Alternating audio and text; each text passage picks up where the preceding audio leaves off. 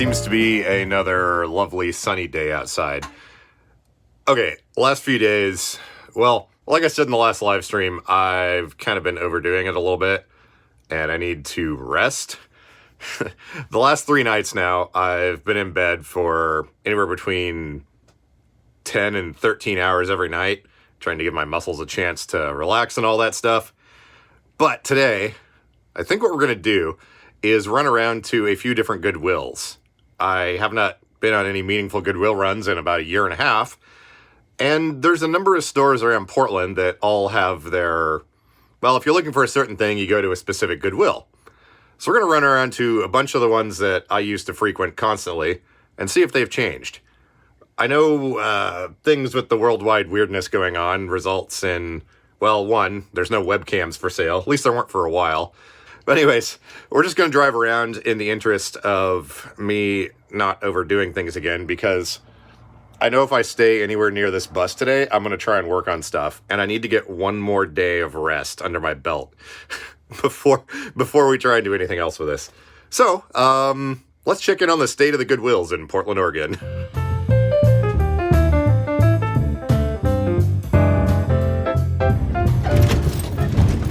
That would be a hole in the ground.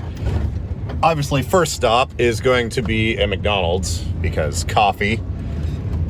And then, I'm trying to think the first Goodwill we're going to go to. Okay, I think I know. We're going to grab coffee, then we'll hit up Goodwill. Hey, let me get a large iced coffee with no liquid sugar. Okay. And that'll do it. Any flavoring for it? Nope, just coffee and creamer. Hey, $2, ma'am. Thank you. Gotta keep it simple. Oh man, looks like I got here just in time. There's like 5, 6, 7, 8 cars pulling into the drive-thru. So it's still about 39 degrees outside, and there's some sort of air stagnation advisory today. There's this really gross fog that's sort of like a brown-gray color. It's really weird.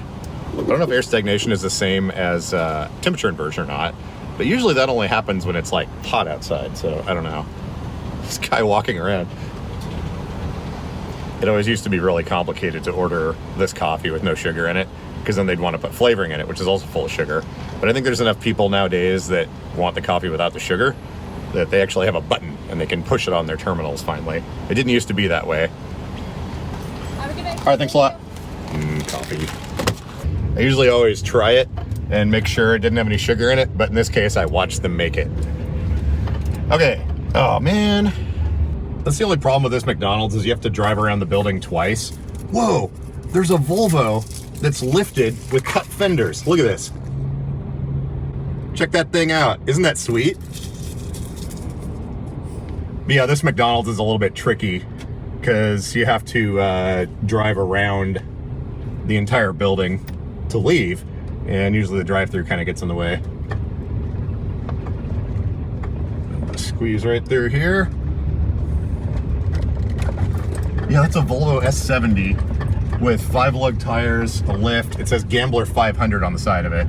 I know it's off frame right now, but yeah, it's got a little bull bar on the front and a bunch of lights and stuff. Sweet.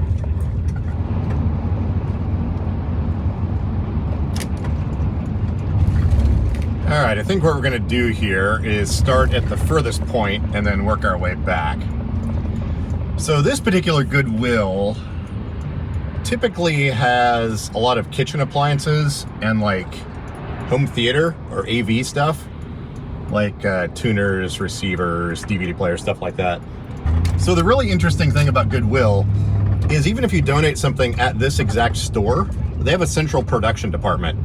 Everything that gets donated gets picked up by trucks and taken back down to their central production facility. They sort it and go through it, and then they will bring it back out to various stores. The thought is they distribute all of the merchandise equally to all the different stores. But as much sense as that seems to make, I've found that that's not actually the case. As it turns out, different stores seem to have different types of merchandise, which I did work for Goodwill years and years ago. It was when I was still ambulatory. I did have issues with my elbows, shoulders, and wrists, and ultimately I had to stop working for them because they couldn't accommodate the disability of my arms and stuff being screwed up. So I was let go or quit. I can't remember which it was. They were actually kind of upset because they were like, you told us when you joined that you didn't have any issues that would impact you, you know, working for us or whatever. I was working at the donation trailers, and they would send us to different trailers all over the place. And so, for example, one day you could be working in Lake Oswego, which is maybe a 15-20 minute drive from Portland. And the next day you could be in Canby, which is easily a 45-minute drive. So it's kind of weird. It didn't pay very well, but anyways, I'm going to be using my cell phone for all this. They don't have an outright ban on filming, but I found it's better to be a little bit more low key. That's one of the reasons I bought this phone, is because the cameras are good. So let's go inside this place and see what they have.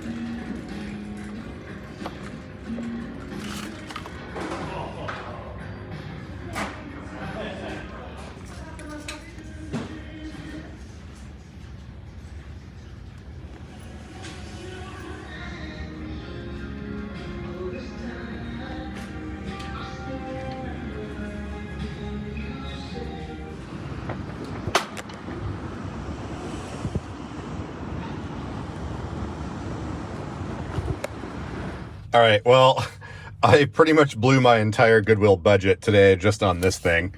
This was $40.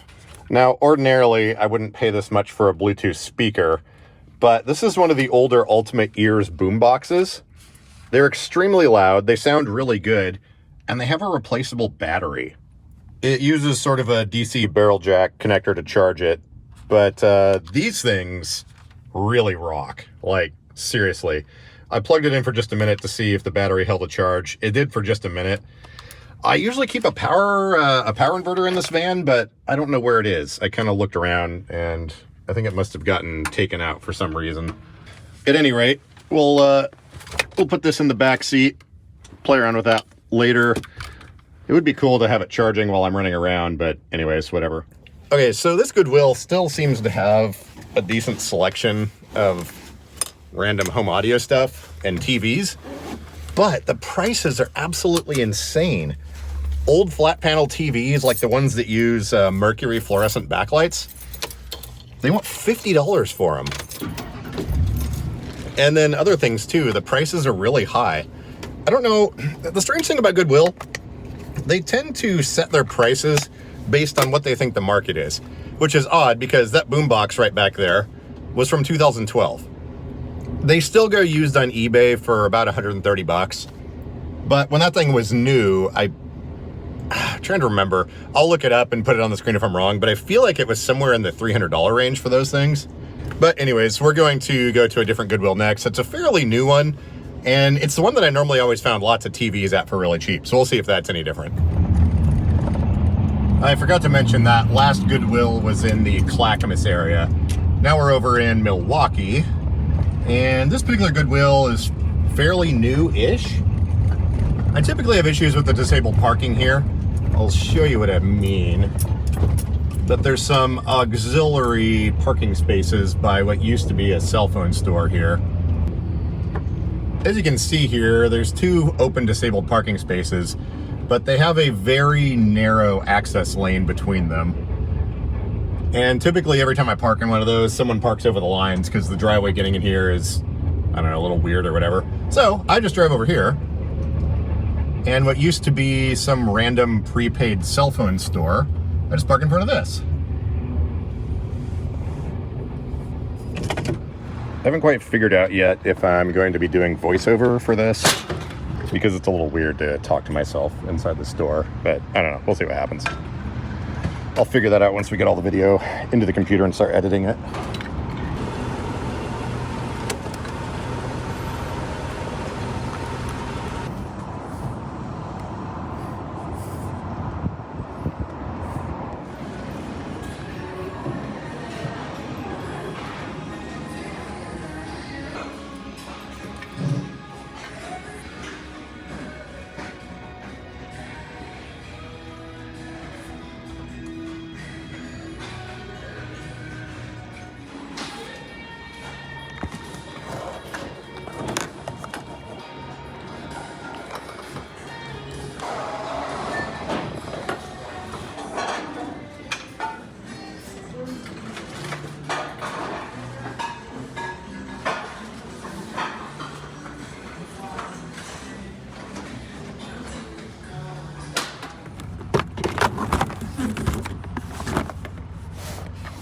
Well, after going to 2 different Goodwills, I get the feeling that it's kind of back to business as usual.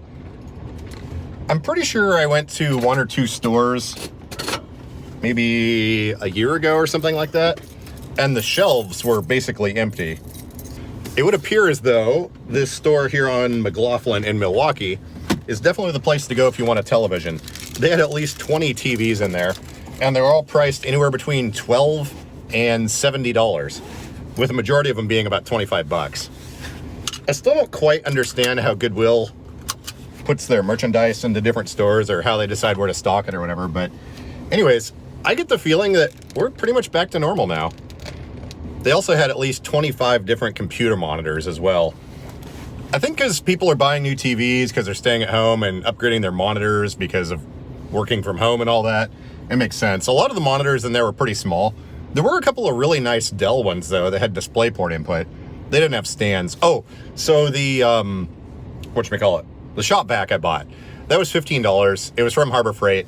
Actually, this morning, I was using my little cordless vacuum that I have, and I got that thing a long time ago. I got it used, and, well, it's kind of wearing out. So I was thinking I wanted to buy a shop vac, and that was perfect timing. I didn't plug it in to make sure it worked or not. I did open it up, though, to make sure it still had the dust filter in it. This one has the foam filter and the little dust boot cover that goes inside of it. And like I said, the motors on them usually never go bad, so for 15 bucks, I'll gamble with it.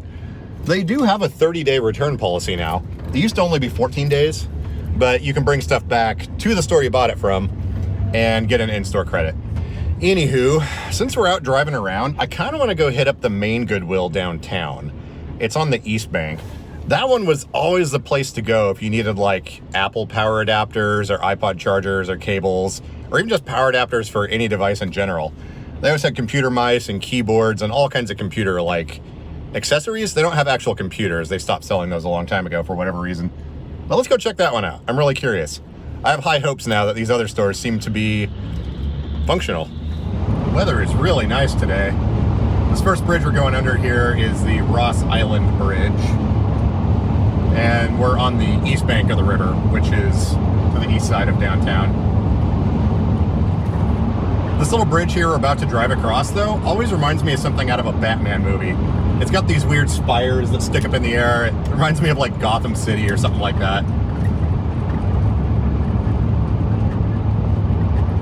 But this bridge needed to be replaced a few years back. It was basically held up with telephone poles for the longest time.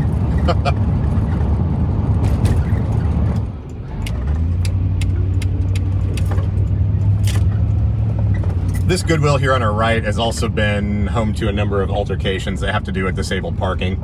So once again, they have this little auxiliary parking lot over here across the street, and it has 2 disabled spots. So I always park in there. I'm in a power chair. It's not that big of a deal to walk an extra 50 yards or whatever.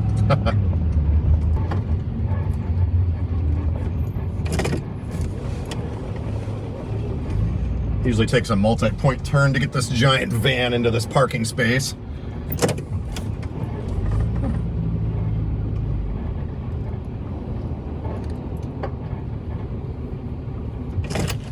There we go.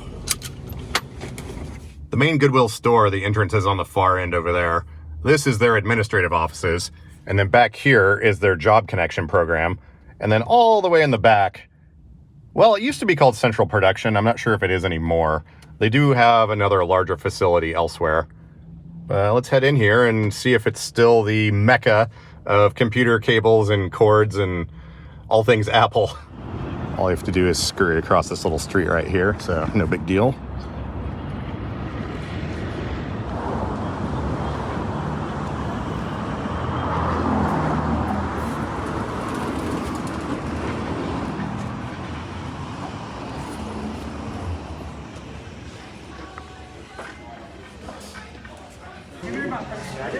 No. Okay, so you drive just to the side of the building. There's a donation center, so it's a drive-through. So you drive through.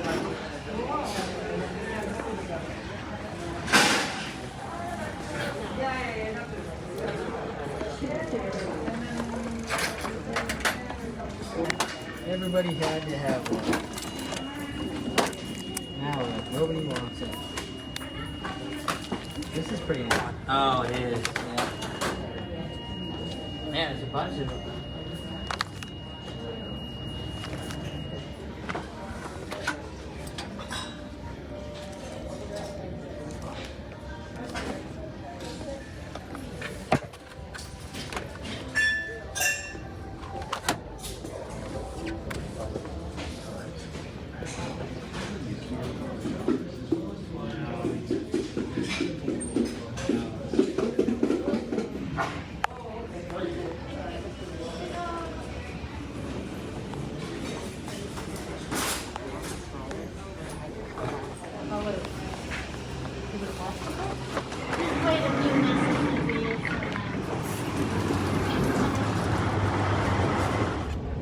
I don't believe there's a reason to go to any more Goodwills. They all seem to be back up to their usual filled with stuff normalcy.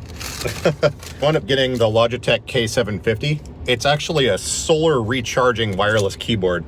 I've got one of these for the Mac that works really well. It's really thin and it uses membrane switches. But the thing is, on this, the key travel is very short and it has a nice decisive feel to it. The way I type, I kind of hover my hands and then push down with my wrist. So when there's a lot of key travel and you have to pick your hand up and move it very far, my hands get tired really quick. So this is the PC version of the Mac one. And I've got a bunch of the Logitech unifying receivers. So I think I'm gonna use that on one of the streaming computers. Maybe the one on the bus. Yeah, probably the one on the bus because it's most conducive to using a wireless keyboard. But it's turned into a really nice day today. I think at this point, we're gonna call that good for the Goodwills. It's only about 1 p.m. now, so I might drive back. I'm expecting a couple of Amazon deliveries today. Oh, I know what we're gonna do. We're going to adjust the suspension on this F3 that I'm sitting in. I've been wanting to do it for a long time, but I haven't done it because I wanted to do it in a video, even though I have another video on how to do it. But anyways, we're gonna head back and do that real quick, and then hopefully my delivery has arrived. I wound up swapping out the Chromebook that I got for a slightly different model with more RAM and more storage. And it's also supposedly a 2-in-1. The Amazon seller was like, oh, sorry, we sent you completely the wrong model. The only thing that was the same was the brand on the other one. But anyways, I'm gonna stop yapping and let's get on the road. It's one thing I don't miss about Southeast Portland is how crappy the roads are.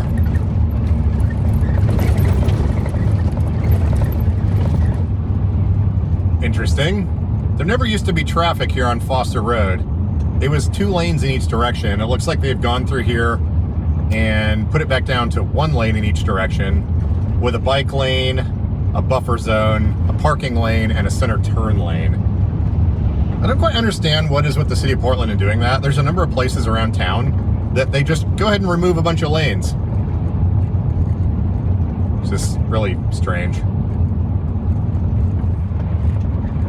By the way, if you live in the Portland area and you're trying to find MK Power batteries, this place right here on the right, that little building right there, the green and white one, Shamrock Medical. That is the place to go. They are an MK Power dealer. Assuming you want to buy batteries and install them yourself.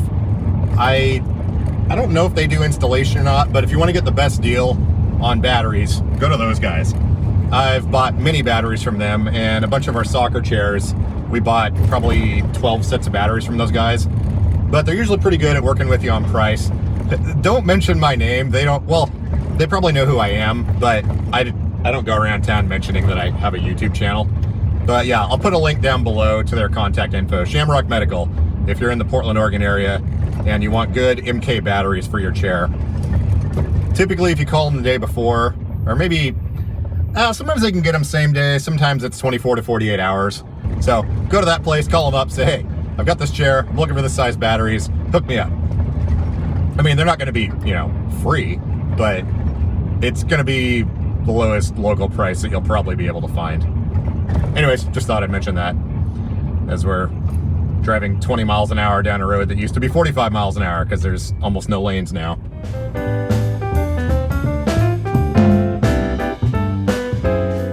Let's plug this hoopty in and see what condition the batteries are actually in.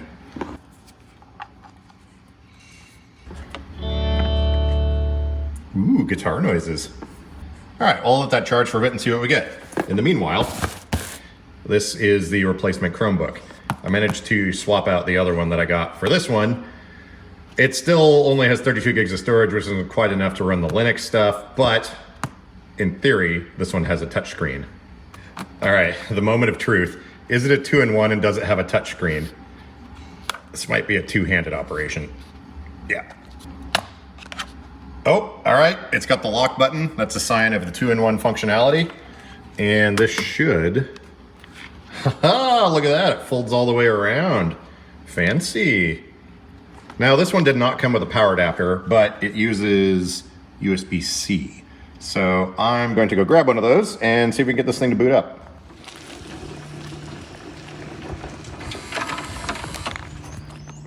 By the way, the lift is still working fantastic. After we change the hydraulic oil in this thing, it has no problems at all lifting this heavy chair.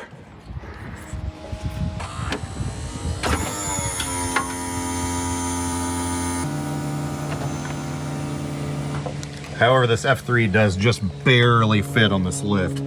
I have to pull onto here and then turn sideways to get my rear caster wheels to clear that barrier on the back. While we're in here trying to rustle up a power adapter for that laptop, I figure we can try out this here keyboard. Has some little feet on the back. Oh, by the way, this was $10. And I guess we need to power up the Windows machine, which I do with this grabber stick. There we go. We'll let this thing boot up real quick, and then I'll show you with the Logitech unifying receivers, it's extremely easy to add a new device like this. All right, so this is all you do. You open up the software, you hit next. Unifying can't pair more devices. Only 6 can be paired at a time. Oh, I guess I have too many things paired to this receiver. Let's see, what model is this keyboard? K360. I guess we'll replace this one. And then all you do is turn it on. And then it should detect it. There we go. Now just type some characters to make sure it works. There we go. And yes, it works. Next. Finish. There we go. Now we have this beautiful thing. I don't know if it has a solar utility installed. Usually when you hit that button, it'll pop up with a thing on the screen and tell you, well, here, I'll just download it. And now we've got the software installed. In theory, when you press this button, it will load the solar app. And as you can see, it says how many lux of light we have, percentage of the battery, all that good stuff. But I found even using these in a semi-dark environment intermittently, they work great. But anyways, my favorite keyboard. I'm not sure why. The only USB-C to USB-C cable I could find, the rest are at the warehouse apparently, was part of one of these live view cables that I made up. So let's plug this in and see if it springs to life. Port's a little bit loosey-goosey, but we have a charging indicator over here. Yeah, it might be really, really dead. I'm gonna let it charge for about a half hour, then I'll be back. While that laptop is in there percolating, we're going to adjust the springs on this F3 real quick. And to do that, I need my favorite folding chair in the world.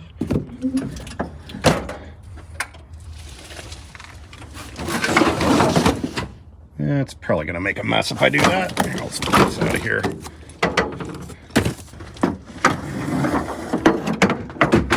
There we go.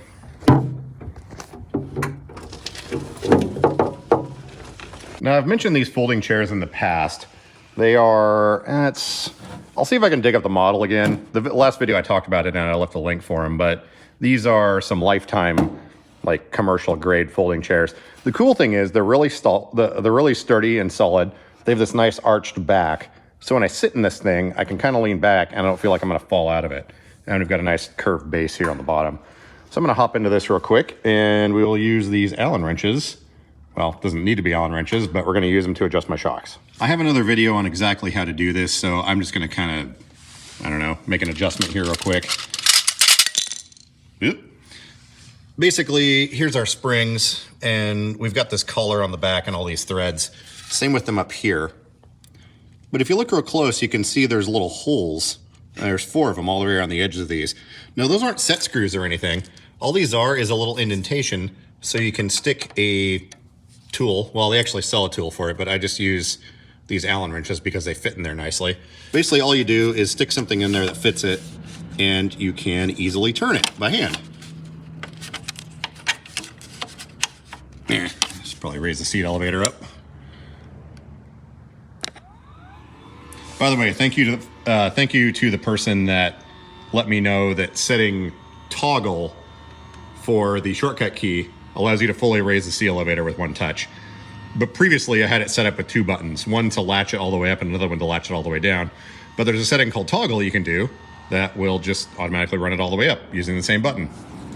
Okay, now all we have to do is turn these.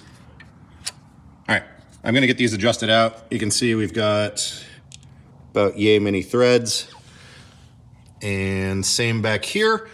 And we're gonna see if it makes the same ride quality difference that it did on my 2016 F3. I will be right back. Just realized this is gonna take a little while because I can only do it like a quarter or a 1/6 of a turn at a time. Okay, I got them all adjusted. I went ahead and cranked them down so there was only 4 visible threads on each side. I don't want to go all the way down on these because, well, I do weigh more than less, and I still want to have a little bit of ground clearance on these, but let's go ahead and run this thing back down all the way. Then I'm going to hop into it and see if it improved our ride a little bit. Well, I know for a fact it will. I don't have an easy lock on the bottom of this yet, so I don't have to worry about ground clearance issues. But again, I talk about all that in the other video that I will link in one of these corners and down below. All right, here we go. Let's see how it rides. Oh, that's significantly better. This obviously isn't feel-o-vision, so you can't tell, but man, that made a huge improvement on the ride. I don't know why I waited so long to do that. It's like a Cadillac with 70 series tires and 15 PSI of air pressure in them.